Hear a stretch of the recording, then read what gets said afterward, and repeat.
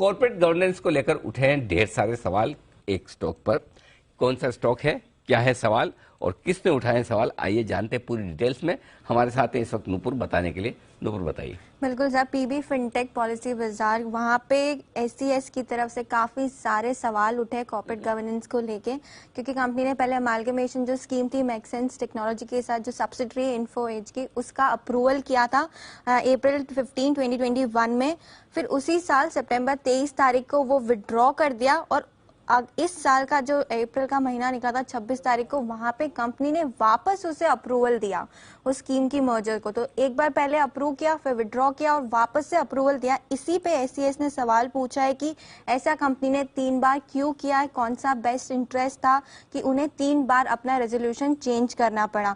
उसी के साथ एससीएस ने एक और सवाल पूछा है कंपनी से, जो FY22 की फाइनेंशियल जो एनुअल रिपोर्ट आई थी, वहां पे कंपनी ने खुलासा किया था कि जो ईसॉप थे 2021 के, वहां पे कर्मचारी को 7.1 मिलियन से ज्यादा के ईसॉप दिए गए।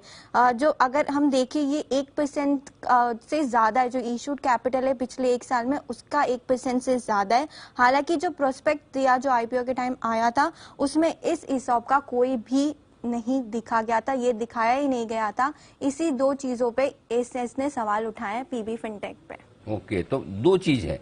एक तो ये कि एक विलय का जो प्रपोजल था, पहले बोले कि करेंगे, फिर बोले नहीं करेंगे, फिर बोला वापस करेंगे। तो 3 बार, तो बार बार क्यों ऐसा हो रहा है? 3 बार कैसे कंपनी का बेस्ट इंटरेस्ट चेंज हो सकता है? हाँ, ये बात तो सही है। ओके, और दूसरा आप कह रहे हैं कि 71 लाख से ज्यादा के जो ईसॉप्स दिए गए उनका उल्लेख नहीं किया गया उनको। बिल्कुल 71 लाख के जो ईसॉप थे वो फाइनेंशियल जो एनुअल रिपोर्ट है उसमें है, तो प्रोस्पेक्ट दिया था उसमें नहीं था। अच्छा, और ये 1% से ज्यादा का है, जो इक्विटी कैपिटल 1 साल में होती है उसके ज्यादा का है, तो इसका होना चाहिए था। तो ये है पॉलिसी बाजार या फिर पीबी फिनटेक पर कुछ सवाल उठे। इंटरेस्टिंग उन्होंने सवाल उठाए। और ये मर्जर वाला तो बिल्कुल हाँ, कि 3 बार अगर आप व्यू बदलते हैं तो फिर सवाल तो उठेंगे। सवाल तो सही है, कंपनी का आई थिंक क्लैरिफाई इस पे करना चाहिए सर। हाँ सिद्धार्थ जी, हम कोशिश कर रहे हैं मैनेजमेंट से बात करने की, मुलाकात करने की, ये क्या वजह, अगर हो सकता है उनके जेन्युइन रीजन भी हो कि उन्होंने क्यों 3 बार बदला है, तो एक बार सबके सामने आना चाहिए कारण। इससे पहले पॉलिसी बाजार, सिद्धार्थ जी आपकी राय? देखिए अनिल जी, ये तो कॉर्पोरेट गवर्नेंस का इशू है और मैं मानता हूं कि ये नेगेटिव प्रभाव देगा इन्वेस्टर्स, माइनॉरिटी शेयर होल्डर्स पे। और इतनी बार अगर अपना स्टैंड चेंज करना है तो ये भी गलत है। ईसॉप्स की नहीं पुष्टि करना या नहीं बताना ये भी गलत है।